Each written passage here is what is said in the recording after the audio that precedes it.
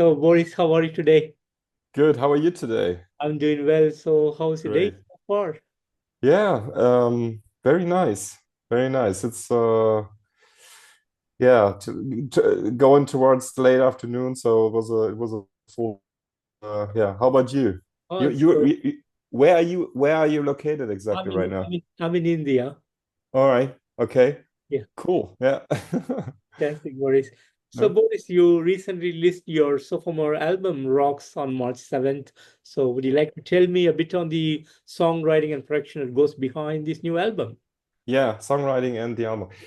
Um, Well, the album itself, it's a little bit different from that first record that my band Mihrax has put out.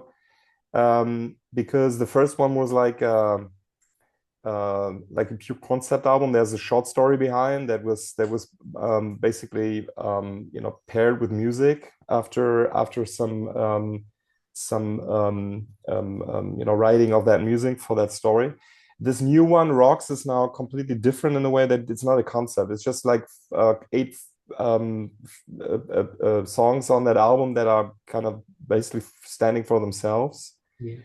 And so the band took a little bit a different approach here, also in terms of songwriting, because the songwriting for the first album was entirely our keyboarder. Mm. Um, this time we had three people in the band doing the songwriting work, which is Thomas, our bass player. It's Tobias, our keyboarder, and myself. But the way it worked is that everybody brought some ideas into these songs. So the songwriting in the end was a lot in the rehearsal room together with everybody else. So I feel like this album has a lot of flavor from everybody to the songs. So it was funny because when I look into the internet today, some of the websites that are right now writing something about this album, they're calling it crossover prog. And I tend to smile about this because it's very true, because it's not there's a lot of things. It's like it's kind of neo-prog in this case. It's also pop. It's a little bit of rock. It's a little bit of metal, and everything. We try to create some catchiness to it, so people can have like a catchy hook line in their heads. And I think that's what it is. So I'm not even sure if it's pure progressive. I don't know. you know. So, and I think that's the result of like five people working on the songs kind of equally. So everybody was kind of responsible for their parts in this case. Yeah. Fantastic, fantastic. Mm. And a great cover artwork that goes behind this album and a Thank you. wonderful Yeah. animation that is done in this cover artwork. So would you Yeah. like to tell me the team or the focus that put you in you guys put on the making of this cover art? Yeah, the cover art. Yeah. Actually, it was what was the connection to it? We wanted to repeat the X of that name Mirax, because I don't know, we all like the letter X for some reason because it's kind of flashy for some reason. And we wanted to have something that is representing that X in the name, Hmm. and we wanted a short title. So the artwork is coming from the title. So we were playing around with that rocks, but like rocks in the sense of like rocky road. Yeah. So we put the X at the end, and the artwork was then created by our lead guitar player, who's also his profession is also graphic designer. So he put a lot of effort in there to create something that is kind of a linked to this name. And he came up with this creature, and we thought, well, that's kind of cool because um, we like the creature. We call it as a rocky frog somehow. Yeah. And so with the upcoming albums, we are actually right now planning to repeat this motive of this rocky creature, at least in little bits and parts, again and again. So we created a little bit of a trademark here. But Fantastic. the artwork kind of was coming from the wordplay, so to say. Yeah. Great, great, great. Fantastic. And Boris, I had the pleasure to listen to the entire album, and I have to say, an amazing work from you guys. Thank And you.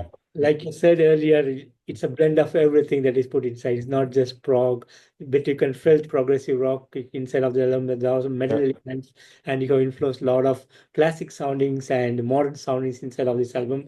And it has come out beautifully amazing, and enjoying each and every song from this album. So thank you guys so much for putting up this awesome album this year. As a creator, Thank you for the feedback. That's very, very appreciated. I will tell the guys that you said that. Thank you. Yeah. and as a creator of the music, how do you guys feel about the outcome of Rocks?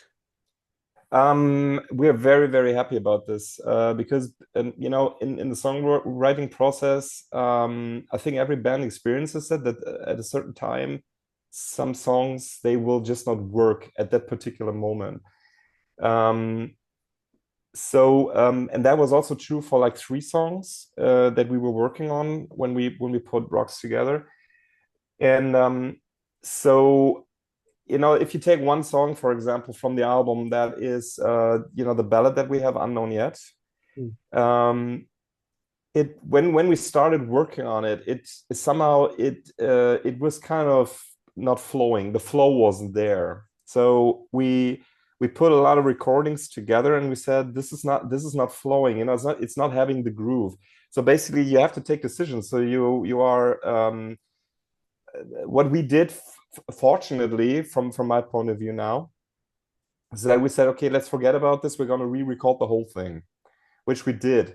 And then it turned out, uh, from my point of view, very, very beautifully in this case.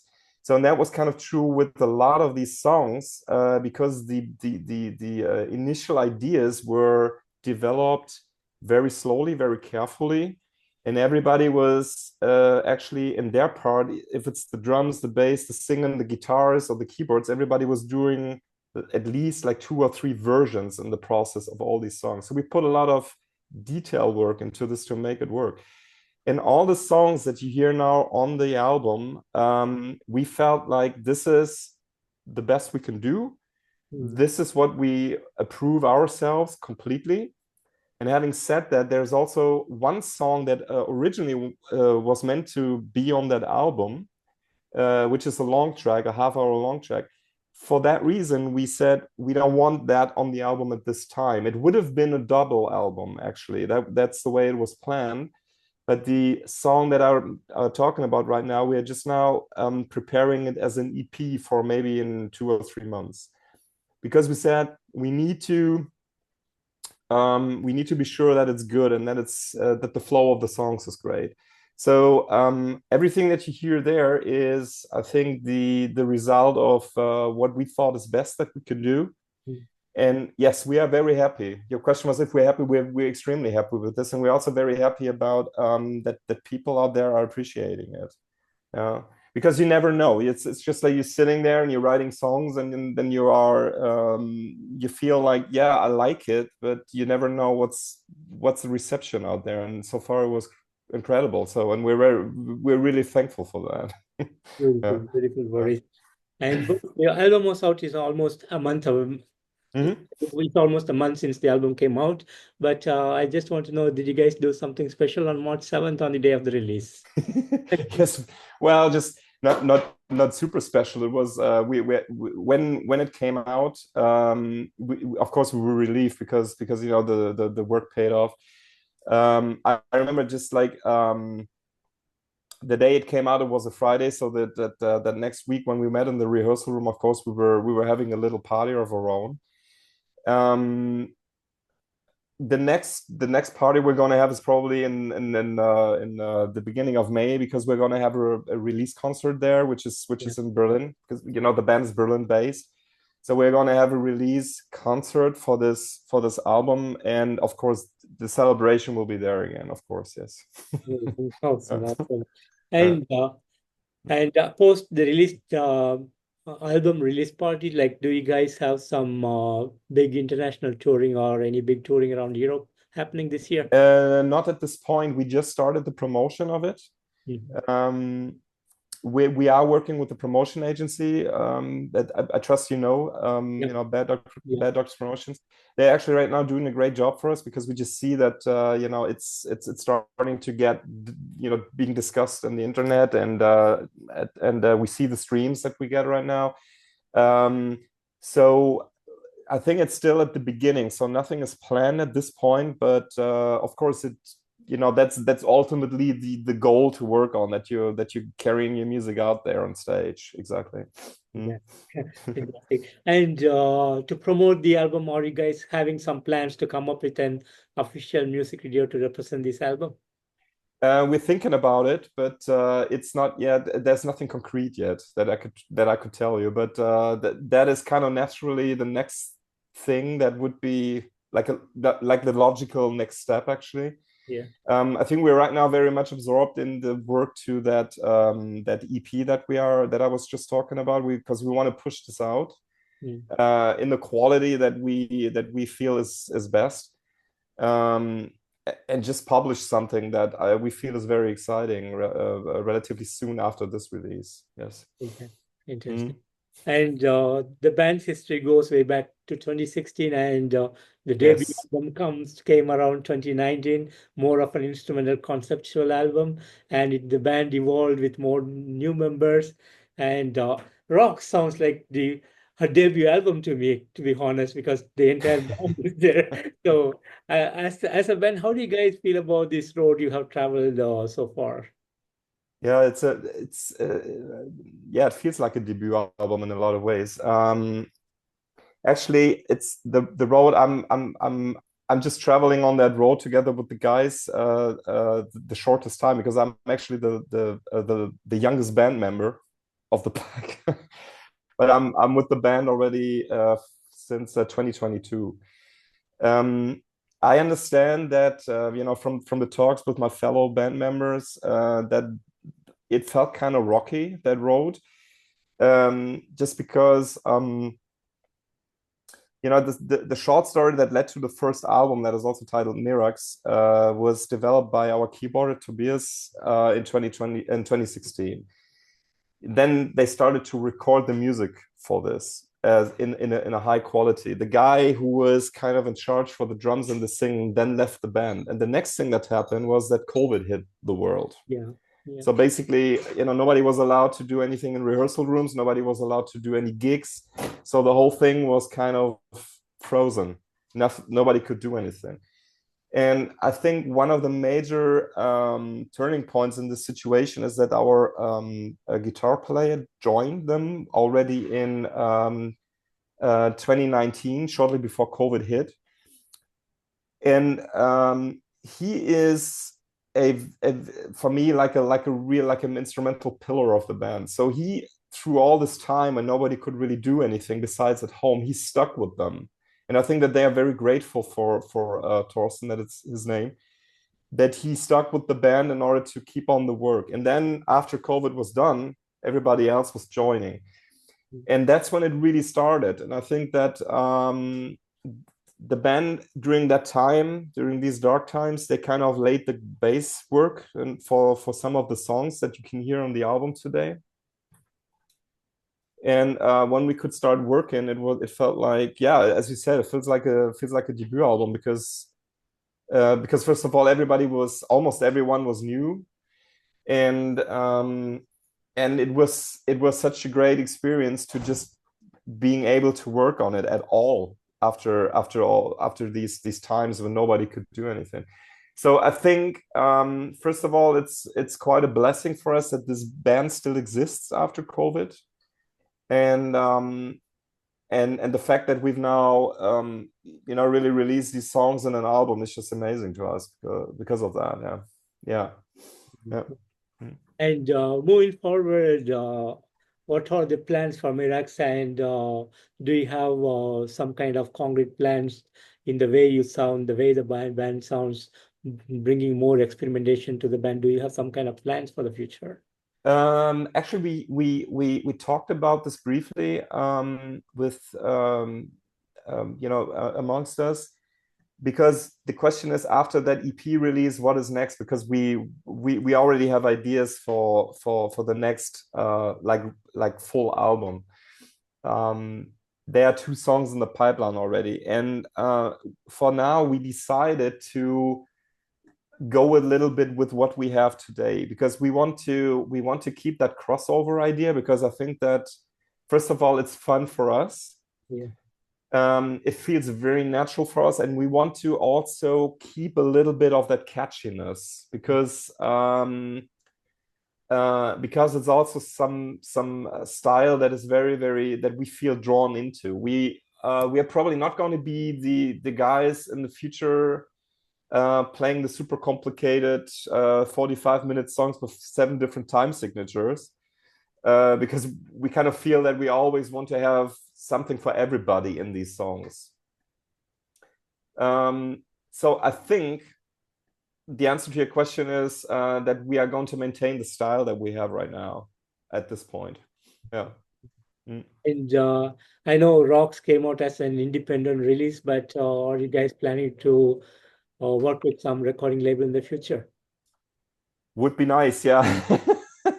You know, the business works as we have a contact with one guy from a record label, very briefly, but you know, the thing is, they will not sign a major contract with you unless you have like a certain number of clicks and followers and everything. So for us right now, this is not really a topic. So I think our task right now is to go with the promotion and make us known. Yeah. We need to work on more people listening to Rocks. And I think once that is done, and the major companies, they will sign a contract with you if you basically can say we have a certain fan base already. So that's where we have to go, because right now it is pretty small still, yeah, because we're very new on the market. But we feel that we have a chance to find our place in this prog rock market. We really feel we have the drive and we have the ideas to do that. Yeah. Perfect. And any highlight moments for the band that you want to share with me today? Highlight moments. I wish I could share like super big concerts with you, you know, in front of thousands of people. This is not yet the case. One of the highlights, I think, I'm talking about how Rocks was recorded. One of the highlights was maybe that when you look at the song, when you listen to the song number 7 on the album, Stuck in a Maze, that was a highlight moment for us because it was a completely new approach.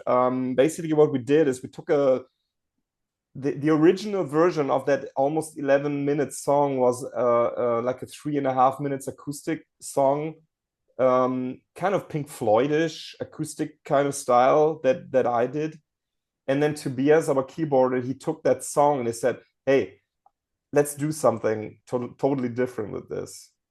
And I said, "Okay, you're just gonna take it. I'm not looking at all at what you're doing. You just do whatever you want with it." So I gave him all the audio files to work with. So after like a month or so, he came back with this massive, more than 10 minutes prog metal thing, and I'm like, how is this going to work? And it actually worked out. And this was like one of these major moments for us where we said, you know, it's about the boundaries are not there. You can creativity is like you can go far with that if you just let loose and just go on the flow. This was kind of a highlight moment for us, I guess. Yeah. And Boris. And Boris, finally, any message that you have for the fans around the world? A message? Yeah. A message. Yes. First of all, we are thrilled to be presented to the world, to present our songs to the world, and we are so grateful for everyone out there that is listening to our album and giving us their love for our songs. And what I want to say is we just love you back, each one of you. Okay. And Boris, I want to thank you so much for giving me today this wonderful opportunity to have you on this interview, and a real pleasure to meet you today. And thanks again for Rocks. Like I said earlier, a fantastic album and a lot of originality, a real Mihrax style of music that you have given, like not like some kind of prog rock group which keeps on playing the same kind of music, but this is very Yeah. different and very likable music that you have done. So thanks for this awesomeness, and I'm really looking forward for more new music from you guys, and talk to you again soon. Keith, thank you very much for having me. This was a pleasure, and we will watch your website, of course. And it's we are. I know that India has a very very interesting hard rock scene. Yeah. Did have you seen that the current album of Bloodywood was like right now on the charts in Yeah. Germany? Yeah. We love these guys, and this is also a perfect example how far creativity will go. Because I don't know if you ever talked to the guys from Bloodywood at all, but what I can say is I love their sound because it's like the blend of these traditional instruments from your country with the metal is just awesome. So I've been watching the Indian hard rock scene for a while and I love it. So I will just keep watching what you guys are doing. Really. Okay. Thank you, Boris. And thanks again Okay. for your time today. And you have a great day ahead, Boris. Thank you. Take Have care. a nice day. Bye bye. Bye bye.